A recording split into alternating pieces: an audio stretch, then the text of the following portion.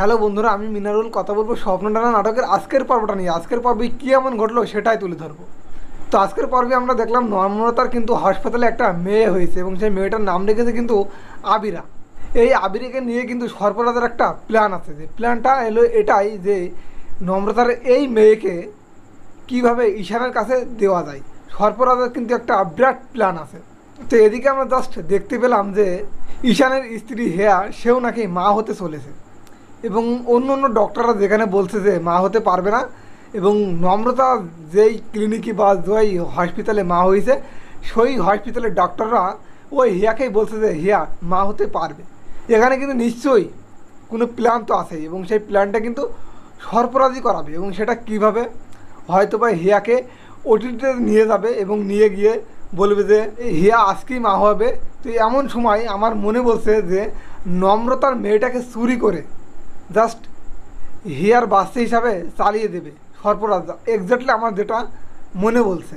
তো একটু পরে জাস্ট সেটাই কিন্তু ঘটলো এবং নম্রতার কাছে কিন্তু ছিল সেই নম্রতার মেয়ে আবিরা। এবং নম্রতা যে এতটা খুশি ছিল এবং সে কল্পনা করছিল যে বাড়ির সবাই আমার এই মেয়েটাকে কত না ভালোবাসবে, সবার ভালোবাসা পাবে ফ্যামিলির, এবং নিজের বাবার ভালোবাসাও পাবে।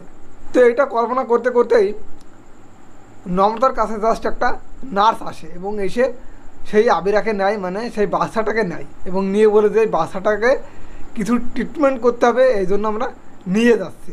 তো এই কথা বলে জাস্ট নিয়ে চলে যায় এবং তার কিছুক্ষণ পরেই আমরা দেখতে পেলাম যে আর একটা নার্স এসে কিন্তু নম্রতাকে ভুল বোঝাচ্ছে। এবং সেটা কি, সেটা হলো এটাই, নম্রতার যে বাচ্চাটা হয়েছে সেই বাচ্চাটার একটা প্রবলেম হয়েছে। যেহেতু নর্মালে বাচ্চাটা হয়েছে, তো সেক্ষেত্রে আমাদের হসপিটালে একটু অক্সিজেনের সমস্যা ছিল, তো যার কারণে বাচ্চাটার প্রবলেম হয়েছে এবং বাচ্চাটা মরে গেছে।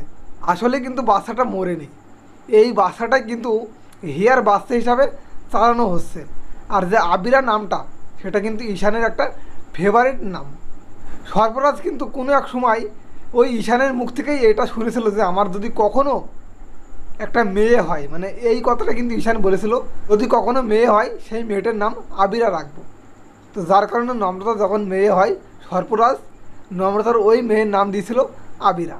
তো যাই হোক, আমার মনে বলছে সব কিছু এই সর্পরাজেরই প্ল্যান। সে চায় যে নম্রতার মেয়েটা তার নিজের বাবার কাছেই মানুষ হোক।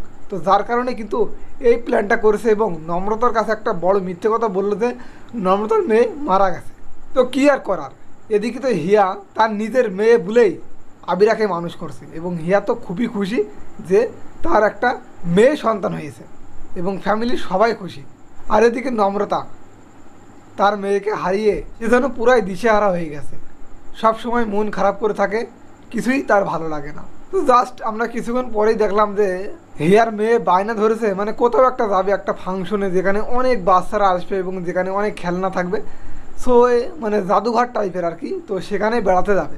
তো হিয়া তো কখনোই রাজি হচ্ছে না, মানে আবিরাকে ওখানে যেতে দেবে না, তার নিজের মেয়েকে তার কাছ থেকে হাতছাড়া করবে না।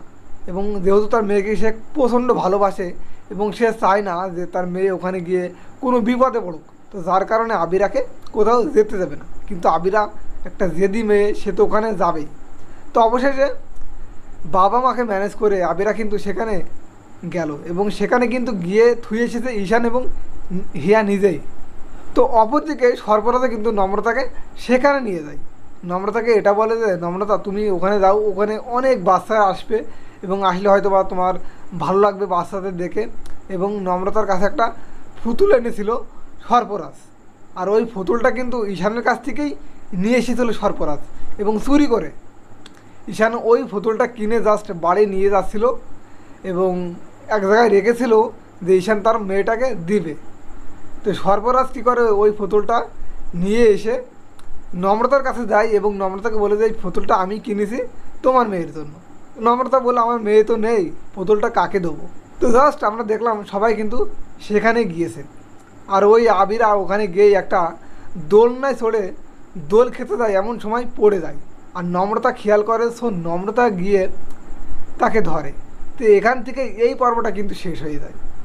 তো অ্যাকচুয়ালি তো নম্রতা কি আবারও তার সেই মেয়ে আবিরাকে ফিরে পাবে, বা এখান থেকে কোনো কি একটা ক্লু পাবে যে তার মেয়ে বেঁচে আছে, এটাই দেখার পালা। আর এই পর্বের আরও একটা পর্ব আসো, সো সেটা কালকে আসছে।